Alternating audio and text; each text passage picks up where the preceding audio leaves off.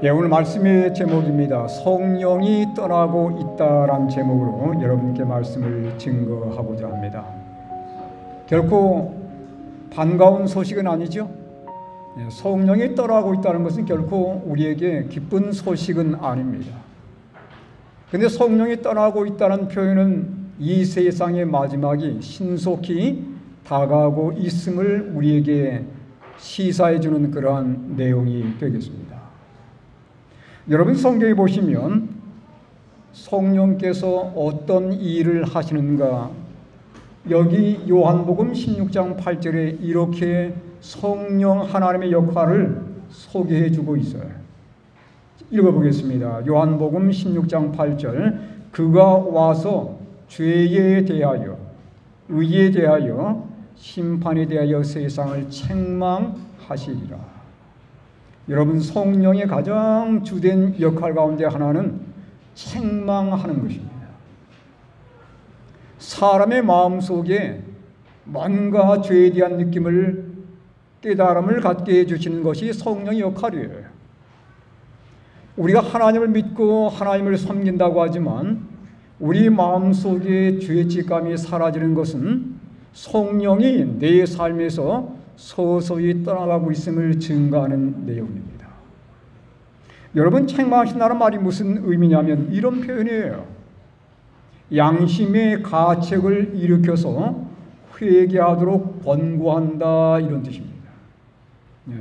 그러니까 성령의 도우심과 성령의 감동이 없다면 우리 마음속에 죄가 죄처럼 깨달아지지 않는 거예요.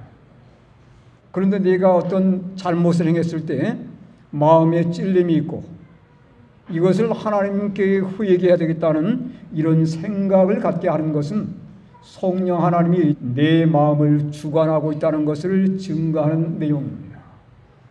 영감의 글도 이렇게 말씀하고 있어요. 정로계단 26쪽의 말씀입니다. 진리와 순결에 대한 모든 욕망, 우리 죄에 대한 모든 감각은 그리스도의 신, 성령입니다. 그리스도의 신이 우리의 마음에서 활동하시는 증거이다 그랬어요. 네.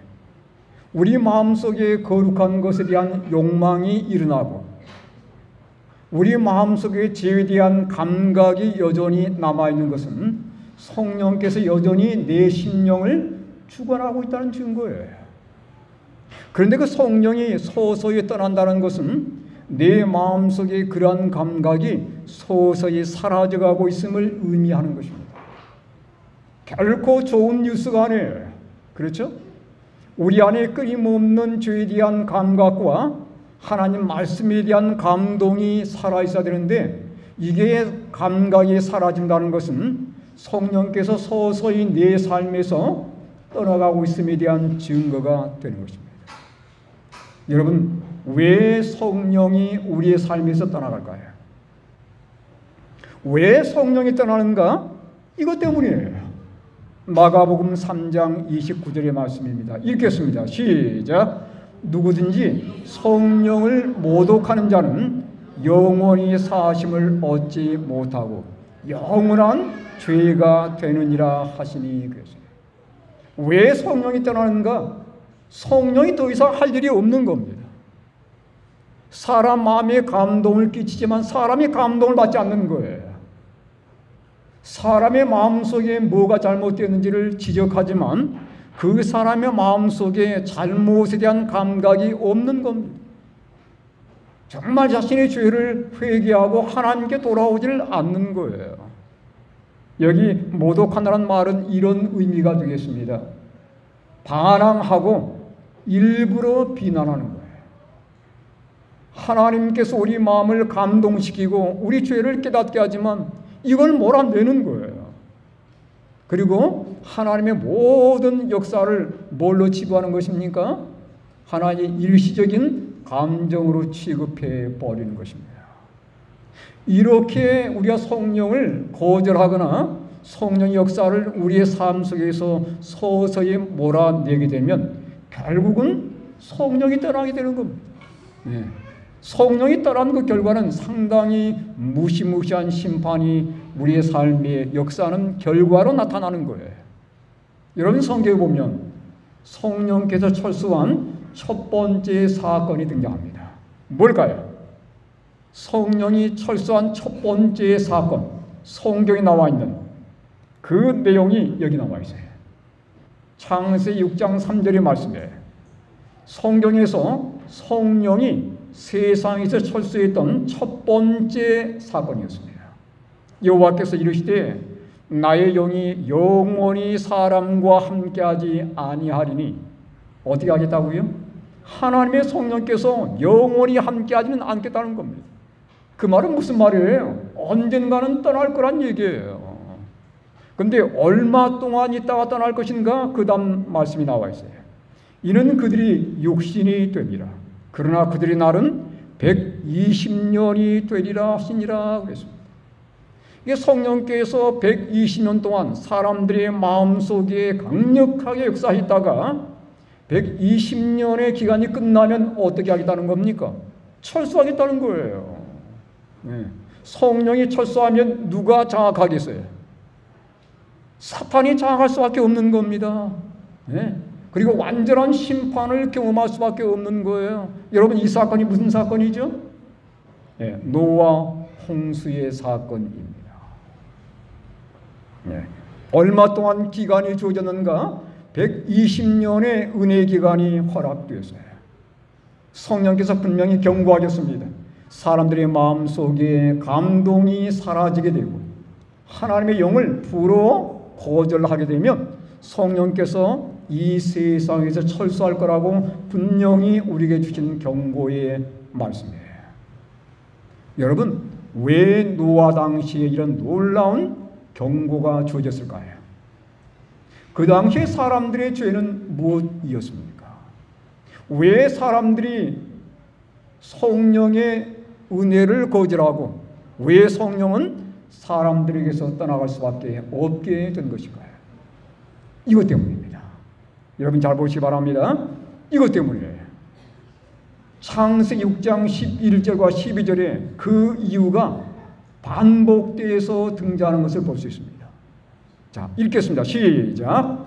그때에 온 땅이 하나님 앞에 부패하여 포악함이 땅에 가득한지라. 하나님이 보신즉 땅이 부패하였으니 이는 땅에서 모든 혈육 있는 자의 행위가 부패함이었더라.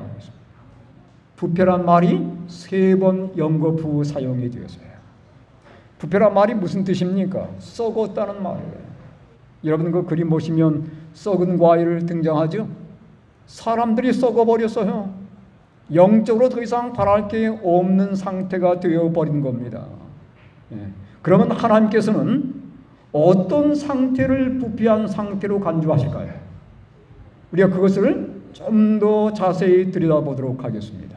하나님은 과연 어떤 상태를 부패하다고 선언하시고 결국 그들에게서 성령을 거두시는가 그 말이에요. 자, 이런 경우입니다. 하나님이 부패로 간주하는 3가지 사건을 제가 말씀을 드리겠습니다. 첫 번째는 뭐냐면 성적인 타락이에요. 성적으로 문란해지고 성적으로 타락하게 되면 하나님은 그 상태를 뭐라고 간주하시냐면 부패라고 간주하시는 것입니다. 두 번째는요. 하나님은 어떤 상태를 부패라고 간주하시냐면 폭력이 난무하고 살해가 늘어나게 될 때에 이것을 부패로 간주하시는 겁니다. 세 번째, 하나님께서 언제 이 세상 사람들을 부패한 것으로 간주하는가? 우상 숭배에 쩔어 있을 때예요. 네. 여러분 참고 성경절을 여러분께서 눈여겨보셨다가 나중에 꼭 찾아볼 수 있기를 바랍니다. 자, 그러면 하나씩 좀 살펴보도록 하겠습니다. 자, 하나님께서는 어떤 상태를 부패로 간주하시는가? 그리고 성령의 그 놀라운 역사를 처리하시는가, 거두시는가? 첫 번째, 도덕적인 타락, 성적인 타락이라고 제가 말씀을 드렸어요. 그러면 과거에 정말 노아 홍수 때 과연 도덕적인 타락이 있었는가? 성경이 이렇게 말씀하고 있습니다. 창세기 6장 2절의 말씀이에요. 함께 읽겠습니다. 시작. 하나님의 아들들이 사람의 딸들의 아름다움을 보고 자기들이 좋아하는 모든 여자를 아내로 삼는지라. 누가 하나님의 아들들이고 누가 사람의 딸들일까요? 하나님의 아들들은 셋의 후손들을 얘기합니다. 가인이 아벨을 살해하고 결국은 집을 떠나게 돼요. 하나님도 떠났습니다. 그때 하나님께서 가인과 아벨 대신 주신 아들이 셋이었어요. 이 셋의 후손을 하나님의 아들들이라고 불렀습니다. 반면에 사람의 딸들은 누구겠어요? 하나님 앞을 떠나버렸던 가인의 후손들을 말하는 것입니다. 그러니까 하나님을 믿는 사람과 믿지 않는 사람이 함께 자손을 이룬 거예요. 이걸로 끝난 게 아닙니다.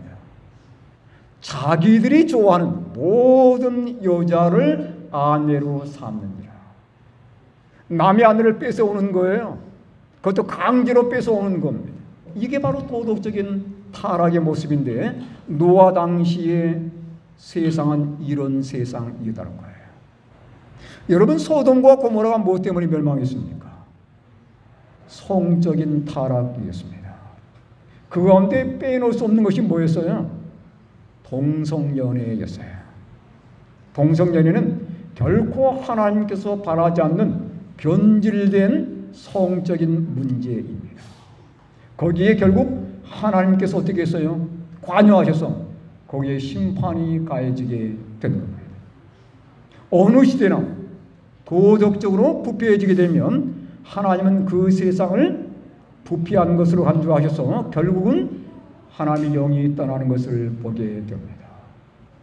여러분, 제가 말씀드리는 동안에 여러분께서는 과연 내가 사는 현 세상은 어떤지를 다시 한번 생각해 보는 기회가 되길 바랍니다. 두 번째, 하나님께서는 어떤 상태를 부패한다고 간주하셨는가? 폭력과 살해입니다. 창세기 6장 11절에 보니까 그때 온 땅이 하나님 앞에 뭐하여? 부패하여 포악함이 땅에 가득한지라 그랬어요. 6장 13절 하나님이 노아에게 이르시되 모든 혈육 있는 자의 포악함이 땅에 가득함으로 그 끝날이 내 앞에 이르렀으니 내가 그들을 땅과 함께 멸하리라. 하나님은 어떤 상태를 부패로 간주하시는가? 폭력과 살해가 난무할 때 하나님은 부패로 간주하시고 성령을 거두하시는 겁니다. 네. 여러분, 노아 당시에 많은 사람들이 포악했다는 얘기예요. 사람들의 생명을 빼앗고 아까 제가 말씀드린 것처럼 남의 아내를 강제로 빼앗는 겁니다. 네. 남자들을 죽이는 거예요. 이런 일이 오늘날은 어떻습니까? 여러분, 노아 당시의 모습을 영감이 이렇게 뒷받침해주고 있습니다. 부조 선지자 91쪽과 92쪽의 말씀이에요. 태초에 하나님께서 정하신 바와는 반대로 일부 다처가 매우 일찍이 시작되었다. 노아 당시 상태를 말하는 것입니다. 주께서는 아담에게 한 아내를 주심으로 그것에 관한 당신의 규칙을 보이셨다. 그러나 타락한 후의 사람들은 자신들의 죄악적인 욕망을 따르기로 선택하였다. 그 결과로 범죄와 비참하고 불행한 일이 신속하게 증가하였다. 결혼관계나 재산의 소유권도 존중되지 않았다. 이웃의 아내나 소유물이 탐이 났을 때 누구든지 폭력으로 빼앗았으며 사람들은 그들의 난폭한 행위를 의시되며 자랑했다. 그들은 동물을 죽이는 일을 낙으로 삼았다. 그리고 육식을 함으로 그들은 더욱더 잔인하고 피에 굶주리게 되었다. 아직은 육식이 허락되지 않은 때였습니다. 근데 그들이 먼저 육식을 일삼은 거예요. 그러면서 마음속에 이 정욕을 이기지 못하고 또 마음속의 모든 욕망을 참지 못하고 화를 내고 분노하면서 자신들의 정욕대로 남의 아내를 빼앗는 일이 있었다는 것입니다. 남의 생명도 빼앗았고 남의 재물도 빼앗은 거예요. 여기 마지막으로 이렇게 말씀합니다. 그리하여 마침내 그들은 인간의 생명을 놀랍도록 대수롭지 않게 여기게 되었다. 폭력이 난무한 겁니다. 사람을 짐승 죽이듯이 죽이는 거예요. 이게 노아 당시의 모습입니다. 성령이 떠나기 직전의 모습이에요. 세 번째, 하나님은 어떤 상태를 부패하다고 말씀하는가? 우상 숭배가 만연할 때 하나님은 이 개인과 세상을 부패한 것으로 간주한다는 것입니다. 여기 창세기 6장 12절에 보니까 하나님이 보신즉 땅이 뭐 했으니? 부패하였으니 이런 땅에서 모든 혈육 있는 자의 행위가 부패하였더라 그랬어요. 행위가 부패하다고 분명히 말씀하고 있습니다. 하나님은 왜 부패하다고 말씀하는가? 이것 때문이에요. 신명기 4장 16절 18절에 보니까 그리하여 스스로 부패하여 그랬어요. 자기를 위해 어떤 형상대로든지 우상을 새겨 만들지 말라. 남자의 형상이든지 여자의 형상이든지 하면서 쭉 우상을 언급하고 있습니다. 우상 숭배는 하나님의 눈에 뭘로 보이는 겁니까? 부패한 것으로 간주가 되는 거예요. 노아 당시에는 많은 사람들이 우상 숭배에 빠졌습니다. 여러분 보겠습니다. 영감의 글이 이렇게 뒷받침해주고 있습니다. 부자 선지자 91쪽의 말씀입니다. 푸른 들과 보기 좋은 나무 그늘 아래 그들은 우상들의 제단들을 쌓았다. 1년 내내 잎이 무성했던 넓은 숲들은 거짓 신들을 예배하는 데 바쳐졌다. 아름다운 자연들이 우상 숭배의 대상이 된 겁니다. 또 이 숲들의 아름다운 정원들이 좁혀 있었는데 그 나선 형형의 긴 통로들 위에는 온갖 종류의 과수나무들이 가지를 뻗고 있었고 조상들로 장식되었으며 조각품들입니다. 오관을 즐겁게 해주거나 사람들의 육감적 욕망을 불러일으킬 수 있는 모든 것들이 설치되어 있어서 그들을 우상 숭배에 참여하도록 유혹하였다. 그러니까 그들이 보는 모든 것들이 다 관능적인 것들이에요. 그것들을 보면서 보다 더 그들이 성적인 자극을 받게 된 겁니다. 사람들은 하나님을 그들의 지식 밖에 두고 그들이 상상해서 만든 피조물들을 숭배하였다. 그 다음 뭐라고 말씀합니까? 그리고 그 결과로 그들은 점점 더 타락하게 되었다. 성적인 타락과 우상 숭배와 폭력과 살해 이것들은 언제나 함께 병행하게 되어 있는 것입니다. 이렇게 해서 부패해진 이 세상에 하나님께서 어떻게 취급을 하셨습니까? 부패의 결과 영적인 경고가 그들에게 주어졌음에도 불구하고 그들은 결코 아랑곳하지 않았어요. 그들은 관심을 기울이지 않았습니다. 그건 그것들이 무엇을 의미하는지 전혀 분별력을 갖지를 못하게 된 거예요. 이 마태복음 24장에 예수님께서 노아 당시의 모습을 이렇게 경고해 주고 있습니다. 37절로 39절의 말씀이에요. 읽겠습니다. 시작. 노아의 때와 같이 인자의 임함도 그러하리라. 홍수 전에 노아가 방주에 들어가던 날까지 사람들이 먹고 마시고 장가들고 시집가고 있으면서 홍수가 나서 그들을 다 멸하기까지 깨닫지 못하였으니 인자의 임함도 이와 같으리라. 계속해서 성령께서 그들의 마음속에 놓고 있지만 그들이 심각성을 깨닫지 못한 겁니다. 그게 세상은 그렇게 흘러가는 거라고 생각한 거예요. 어제 일상과 오늘 일상이 반복되면서 내일 일어난 일에 대해서 전혀 그들은 개의치 않은 것입니다. 영적인 분별력이 사라져버린 거예요. 여러분 여기 깨닫지 못했다는 말은 이런 의미가 포함되어 있어요. 단순히 몰랐다는 말이 아닙니다. 경고를 받고서도 하나님과 살아있는 관계를 맺지 않았음을 의미하는 거예요. 경고를 받고서 그들이 하나님께 돌아와야 되는데 경고를 받은 것으로 끝나버렸지 마음속에 어떤 경각심도 갖지를 못했고 하나님과 살아있는 관계를 맺는 것은 더더구나 그런 거리가 멀었음을 말해줄 내용입니다. 몇 년간 기회가 주어졌다고요? 120년간의 기회가 그들에게 주어졌어요.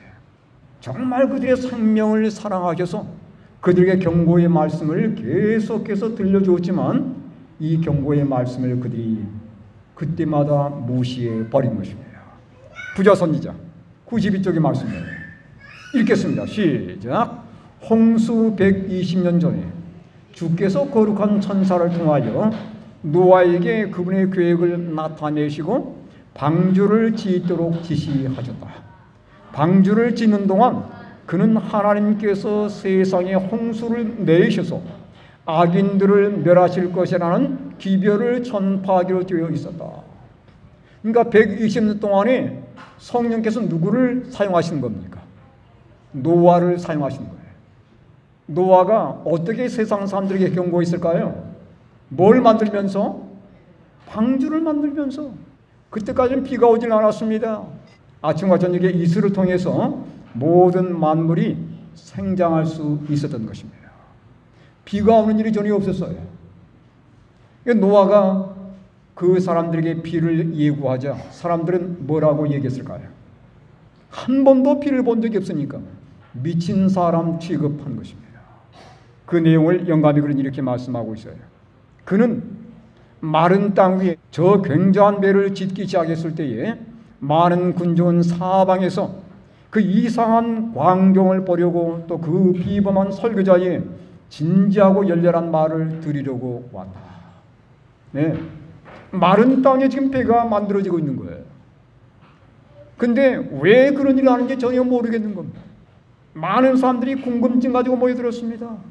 그때마다 노아는 아주 진지하게 이게 무엇을 대비하게 하는 것인지를 그들에게 설명해 주었습니다. 방주를 짓기 위하여 내리치는 망치질 하나하나는 백성들에게 한 증거였다. 많은 사람들이 처음에는 경고를 받아들인 것처럼 보였으나 그들은 참으로 회개하고 하나님께로 돌아오지는 않았다. 경고의 음성을 그들에게 발했지만 어떤 사람들도 거기에 유의하지 않았다는 사실입니다. 급기야 하나님께서 마지막 경고를 보냈어요. 예. 어떤 일이 있었습니까? 마지막으로 하늘이 새카매지면서 뭐가 날아오는 거예요? 수많은 새들이 날아오는 것입니다. 네? 그 다음에 전혀 예상치 못했던 일이 벌어졌는데 짐승들이 짝을 지어서 어디를 향해 오는 겁니까? 방주를 향해 나오는 거예요. 사람들이 깜짝 놀랐습니다. 네? 예전에는 전혀 보지 못했던 광경이에요. 누가 그들을 인도했을까요? 노아가 그들을 잡아들인 겁니까? 아닙니다. 하나님의 천사들이 이 짐승들을 지도하는 거예요. 그래서 이 새들이 날아오고 그 다음에 짐승들이 짝을 지어서 방주에 아주 질서정연하게 들어가는 것입니다. 네. 이건 그들에게 마지막 경고의 음성이었어요. 그들이 하늘에서 비가 온다는 것을 믿지는 않았지만 짐승들은 뭔가를 알고 있는 것처럼 지금 질서정연하게 방주를 향해 들어가고 있는 거예요. 자, 성경이 이렇게 말씀하고 있습니다. 창세기 7장 7절로 10절의 말씀이에요. 노아는 아들들과 아내와 며느리들과 함께 홍수를 피하여 방주에 들어갔고 정결한 짐승과 부정한 짐승과 새와 땅에 있는 모든 것은 하나님이 노아에게 명하신 대로 암수 둘씩 노아에게 나와 방주로 들어갔으며 7일 후에 홍수가 땅에 덮이 방주에 짐승들이 들어가면서 노아는 그들에게 마지막 호소를 보냈습니다. 여러분, 이렇게 하늘의 새들도 땅의 모든 짐승도 하나님의 음성을 듣고서 이렇게 생명을 구하고자 나오는데 여러분 마지막 이 기회를 결국 놓치지 마시기 바랍니다. 하면서 계속 그들에게 호소했지만 그들의 반응은 어떠했습니까? 부자 선지자 98쪽의 말씀이에요. 동물들은 하나님의 명령을 순종한 반면에 사람들은 불순종하였다. 거룩한 천사들의 인도를 받아 암수들씩 노아에게 나와 방주로 들어가고 정결한 짐승은 7쌍씩 들어갔다. 세상 사람들은 놀라움으로, 어떤 사람들은 무서움으로 이 광경을 바라보았다. 이 예사롭지 않은 사건을 설명하도록 철학자들을 불렀지만 헛수고였다. 설명이 안 되는 겁니다. 과학자들이 이 이유를 모르는 거예요. 이것은 그들이 설명할 수 없는 신비였다. 그러나 사람들은 빛을 계속적으로 거절함으로 말미암아 마음이 아주 강팍해졌기 때문에 이러한 광경도 그들에게 순간적인 인상밖에 줄 수 없었다. 여러분, 이것은 비극입니다. 네? 노아가 계속해서 그들에게 경고의 음성을 발했고 마지막으로 온 짐승들이 방주를 향해 들어왔지만 사람들은 방주에 들어오기를 꺼려한 거예요. 결국 어떤 일이 벌어진 겁니까?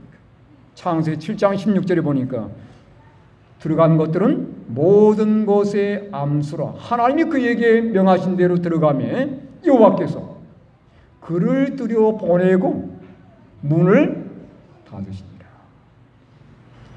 노아 방주의 문을 누가 닫았어요?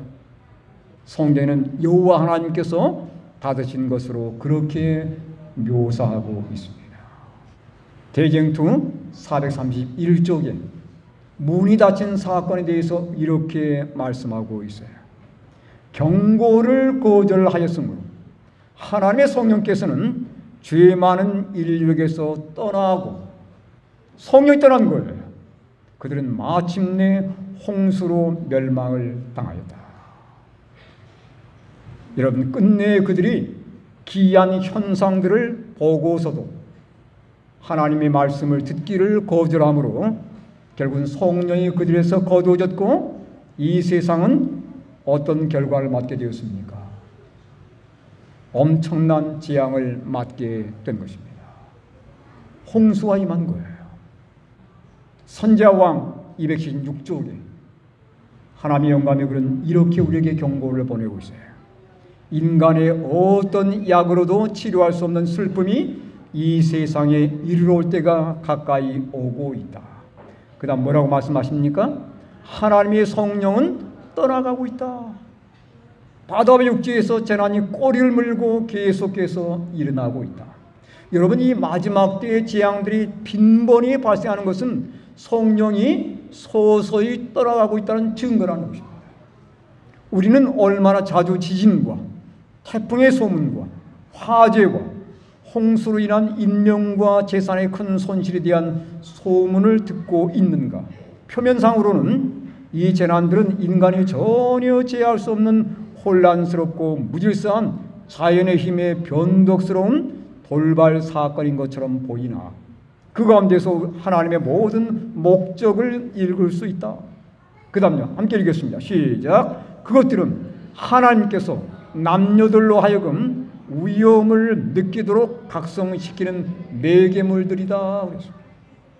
그러니까 이 세상에 재앙이 많아지는 것은 세상의 마지막이 임박했다는 것을 우리에게 말씀해 주면서 동시에 성령이 서서히 떠나가고 있다는 증거라는 겁니다. 네? 성령이 떠나면서 이 세상이 좀 누구한테 접수되어 가고 있냐면 완전히 마귀에게 사로잡혀가고 있음을 말해주는 거예요. 성령이 서서히 철수하면서 세상에 각종 재난들이 많아질 것을 여기 말씀하고 있는 내용입니다. 이 성령이 이제 뭐잖아, 완전히 철수할 겁니다. 성령이 철수해버리면 더 이상 뭐가 없어요? 이 세상 사람들에게 더 이상 은혜는 주어지질 않게 되는 것입니다. 부자선지자 201쪽에 제가 빨간 글씨만 읽겠습니다. 예수님께서 하나님 앞에서 인간을 위하여 봉사하시던 중보자의 자리를 떠나실 때에 그때에 억제하시는 하나님의 성령은 지상에서 떠나간다는 것이에요. 네. 은혜의 시간이 120년간 그들에게 주어졌었습니다. 근데 그들이 끝까지 거절하는 거예요. 마찬가지로 마지막 때 여전히 우리에게 은혜의 시기가 주어지지만 우리의 세상이 다양한 징조들을 보면서 성령이 서서히 철수해가고 있음을 깨달으셔야 된다는 거예요. 경각심을 가지고 하나님께로 돌아와야 된다는 것입니다. 예. 우리가 끝까지 음성을 거절하게 되면 결국은 성령이 지상에서 철수하게 될 것이고, 결국은 노아의 때처럼 우리에게 두려운 하나님의 심판이 임하게 될 것입니다. 마지막 사건을 얘기하시면서 예수님께서 이렇게 말씀한 내용을 다시 한번 살펴보겠습니다. 마태복음 24장 37절로 39절의 말씀이에요. 노아의 때와 같이 인자의 임함도 그러하리라.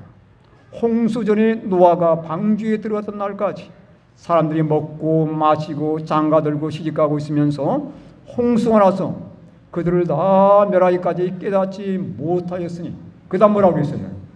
인자의 임함도 이와 같으리라. 무슨 말씀이에요? 예, 과거에 120년간의 은혜가 주어지면서 놀라운 사건들이 계속 그들에게 반복적으로 주어졌지만, 그들이 끝내 하나님의 음성을 거절했을 때 성령의 철수함으로 노아와 홍수의 심판을 경험했던 것처럼 마지막 때에 그러한 일이 다시 반복될 것임을 여기 분명히 예수님께서 말씀한 내용이에요. 세상에 여러분 재앙들이 많아지고 여러 가지 많은 사건들이 발생하게 된다는 것은 성령이 서서히 철수하고 있음을 우리에게 말씀하는 내용입니다.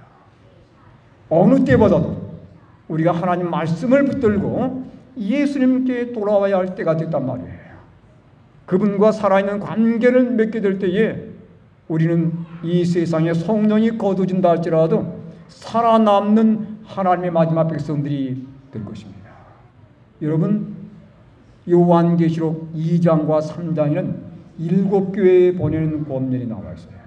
여기에 반복해서 등장하는 말씀이 있습니다. 어떤 말씀일까요? 이 말씀이에요. 7번 반복됐습니다. 2장 7절, 11절, 17절, 2장 29절, 3장 6절, 13절, 22절. 같은 표현이 등장하는데 끊임없이 교회에게 주어지는 하나님의 권면의 말씀. 어떤 말씀이에요? 귀 있는 자는 성령이 교회들에게 하시는 말씀을 들을지어다. 하나님의 성령이 내 마음속에 어떤 죄책감을 일으킬 때 우리가 이걸 가지고 예수님께 나아가야 되는 것입니다. 우리 마음에 감동할 때 우리가 예수님께 나아가야 되는 거예요. 성령의 음성을 결코 묵살하지 말 것을 권고하는 말씀이에요.